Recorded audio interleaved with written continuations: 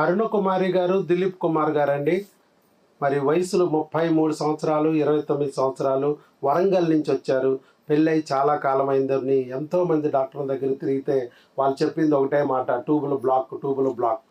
అది చాలా కాలం నుంచి ట్యూబుల్ బ్లాక్ అంటున్నారు. ఈ బ్లాక్ ఏం చేయాలి డాక్టర్ గారు అంటే, బ్లాక్ ఉంది కదమ్మా, ఇక నీకు పిల్లలు పుట్టరు, ఆపరేషన్కి వెళ్ళు, ఆపరేషన్ చేసిన గ్యారంటీ ఇవ్వలేము, ఐవీఎఫ్కి వెళ్ళు అని చెప్పారు. ఎప్పుడో 2023లోనే ట్యూబుల్ బ్లాక్ అని రిపోర్ట్ ఇచ్చేశారు. ఎక్కడికి వెళ్ళినా ఇదే కొట్టుడిక. ఎవరికి వెళ్ళగానే ఐవీఎఫ్. కాదు మేడం, అట్లా కాదు కదా, న్యాచురల్గా రాదమ్మా. ఒకసారి ఆపరేషన్ చేసి ట్రై చేద్దామంటే చేద్దాం, కానీ గ్యారంటీ ఇవ్వమ్మా. గ్యారంటీగా ట్యూబుల్ ఓపెన్ అవుతాయని చెప్పలేం, ఆపరేషన్ చేయమంటే చేస్తాం అని చెప్తున్నారు. పోనీ ఐవీఎఫ్ చేస్తే ఏమన్నా గ్యారంటీగా పెట్టబడతారా డాక్టర్ గారు? గ్యారంటీ లేదమ్మా. నీ 2 లక్షలు 3 లక్షలు ఐవీఎఫ్ కట్టింది మాత్రం నాకు గ్యారంటీగా అకౌంట్లోకి వస్తుందమ్మా 100%. నీకే గ్యారంటీ లేదమ్మా. ఇదే జరుగుతుంది పాపం. మరి రెక్కాడితో డొక్కాడిని బతుకులైన వాళ్ళు ఈ బాధను భరించలేక ఓపెన్ చేసుకోవాలనే ఆత్రతతో యూట్యూబ్లో వీడియో చూస్తూ మన దగ్గరికి వచ్చి కరెక్ట్గా 5 నెలలు వాడారు. ఇప్పుడు పరిస్థితి చూడండి, ట్యూబులు 2 ఓపెన్. 2023లో బ్లాక్, 2025లో మన దగ్గరికి వచ్చి ఒక 5 నెలల మందులు వాడగానే ఓపెన్. 1 2 2 ట్యూబులు ఓపెన్, 2 ట్యూబులు బ్లాక్, ఇప్పుడు 2 ట్యూబులు ఓపెన్.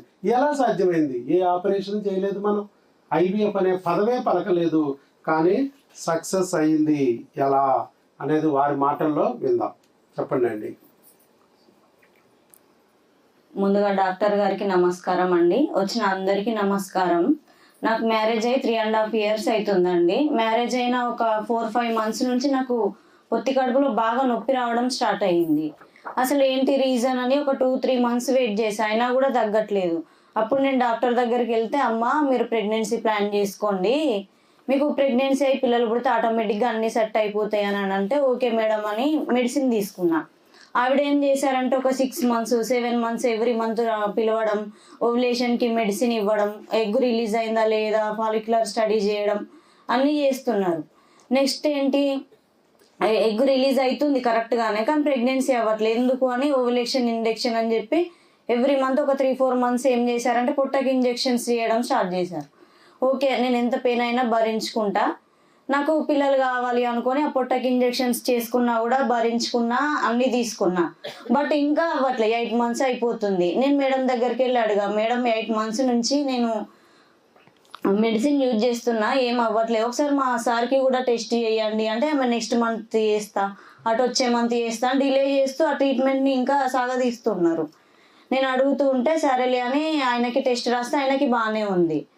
ఈమె ఏం క్లియర్గా చెప్పట్లేదు అని చెప్పి నేను వేరే డాక్టర్ దగ్గరికి వెళ్ళి ప్రీవియస్ రిపోర్ట్స్ అన్నీ చూపించి, మేడం నేను ఇక్కడ 8 months ట్రీట్మెంట్ తీసుకున్నా, వాళ్ళ ప్రాబ్లం ఏంటి అనేది చెప్పట్లేదు, నాకు ఈ పొత్తి కడుపులో నొప్పి అసలే తగ్గట్లేదు అని వెళ్ళి చెప్తే ఆవిడ ఏమన్నారంటే, మేబీ నీకు ఏమన్నా ఎండోమెట్రియాసిస్ ఉందేమో అన్నారు. ఓకే మేడం, దానికి ఏమైనా ట్రీట్మెంట్ ఉంటే చెప్పండి అని అంటే లాప్రోస్కోపిక్ ట్రీట్మెంటే ఉంది అని అన్నారు.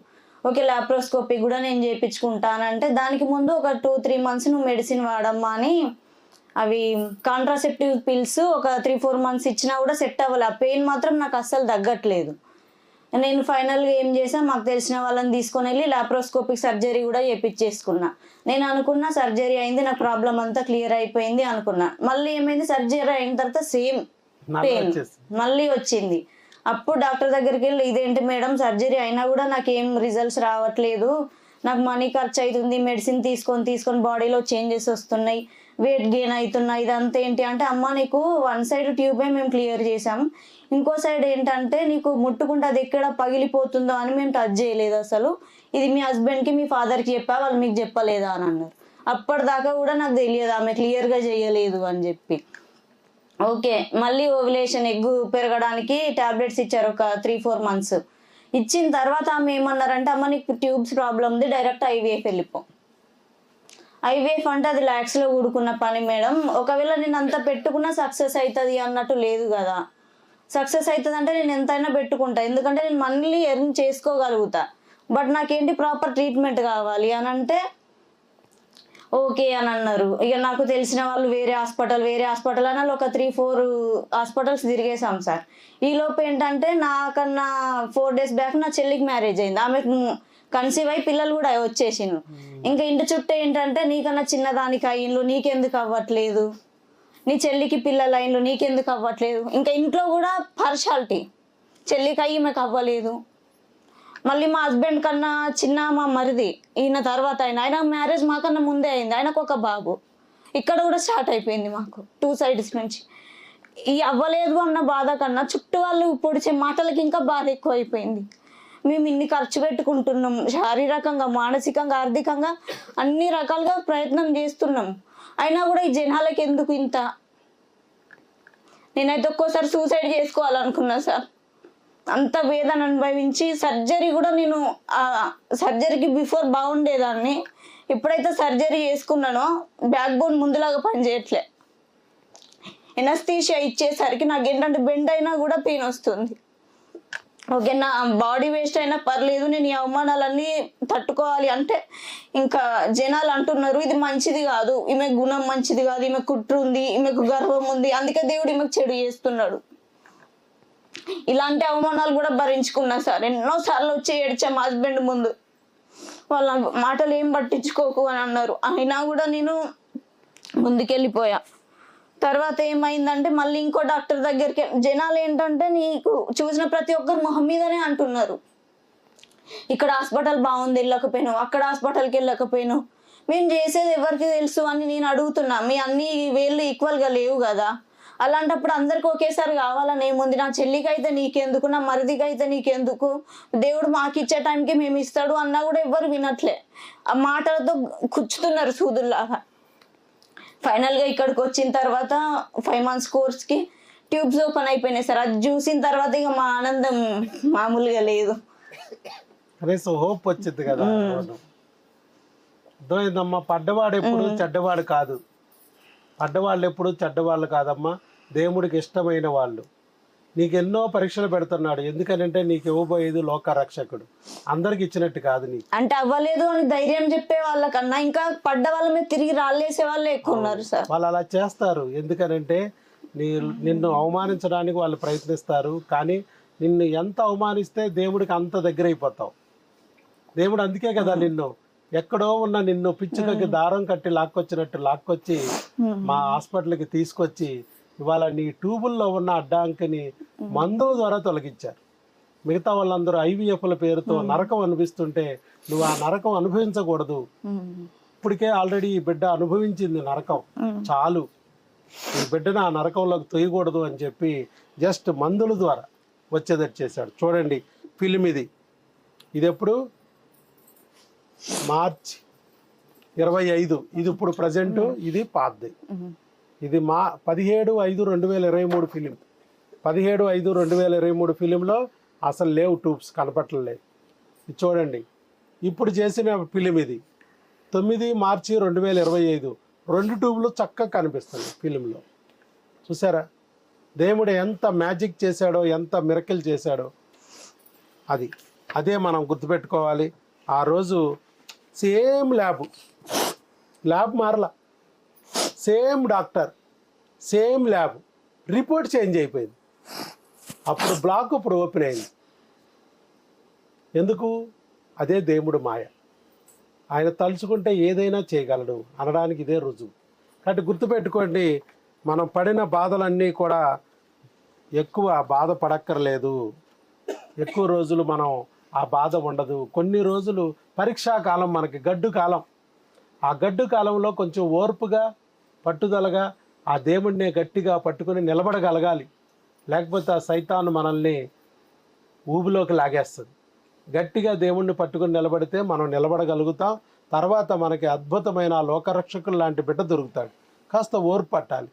ఆ బేలాతనము, డేలా పట్టము చేయకూడదు. వాళ్ళెవరు మనకి, వాళ్ళు ఆర్చేవాళ్ళు కాదు, మనకి రూపాయి బిళ్ళ ఇచ్చేవాళ్ళు కాదు, ఆర్చేవాళ్ళు కాదు, తీర్చేవాళ్ళు కాదు, మన సమస్యని రూపాయి బిళ్ళ ఇచ్చేవాళ్ళు కాదు.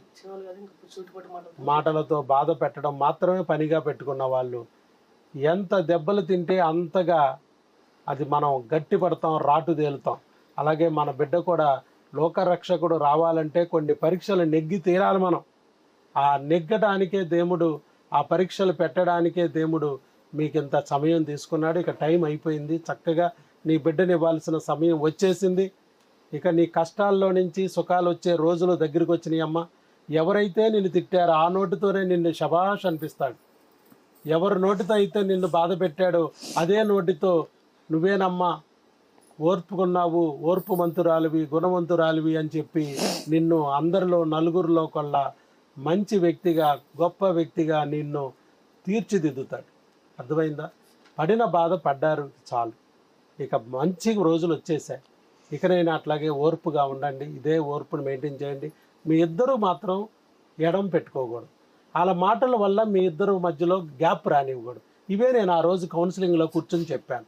అమ్మ ట్యూబులు బ్లాక్ అయిందంటే భర్త నాది కాదు కదా, మా బావుడిది కదా అని ఆవిడని వదిలేయకూడదు. ట్యూబులు బ్లాక్ అవ్వడానికి కారణం క్రిములు. ఆ క్రిమి వచ్చిందంటే వెంట్రుకంతన్న ట్యూబ్ లోపలికి క్రిమి చేరితే, పొక్కు వస్తే, గడ్డొస్తే ట్యూబ్ బ్లాక్. మరి అదే క్రిమి మనం గుర్తించుకోకుండా వదిలేస్తే భార్య నుంచి భర్తకు పాకేస్తుంది. భర్త ఒంట్లో ట్యూబ్ లేదు కాబట్టి భర్తను ఏం చేయదు. కానీ భర్త మళ్ళీ భార్యతో కలిసినప్పుడు మళ్ళీ భార్య ట్యూబే బ్లాక్ అవుతూ ఉంటుంది. లేదు భర్త ఈ లోపల కనెక్టింగ్ నోకియా ఎక్కడన్నా పక్కింటి ఆవిడతో ఎదురింటి ఆవిడతో కూడా కనెక్షన్లో ఉన్నాడంటే వాళ్ళిద్దరు ట్యూబులు కూడా మూసుకుపోతాయి. చూసారు? ఇది క్రిమి. ఆ అమ్మాయి కావాలని తెచ్చుకోవాలి ఆ క్రిమిని. అది నీటి ద్వారా రావచ్చు, గాలి ద్వారా రావచ్చు, ఆహారం ద్వారా రావచ్చు. భార్యకు వస్తే భర్తకు అంటుకుంటుంది, ఒకవేళ భర్తకు వస్తే భార్యకు అంటుకుంటుంది. ఇది ఎవరో కావాలని కోరుకుని తెచ్చుకునేది కాదు, యాక్సిడెంటల్. దీనికోసం ఒకరిని మనం టార్గెట్ పెట్టి హింసించడం సబబు కాదు.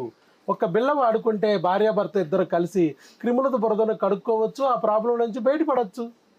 చాలా సింపుల్ అని చెప్పాను నేను. అదే విధంగానే చెప్పిన విధంగానే మీకు ఈరోజు ప్రత్యక్షంగా నిరూపణ కూడా అయ్యింది.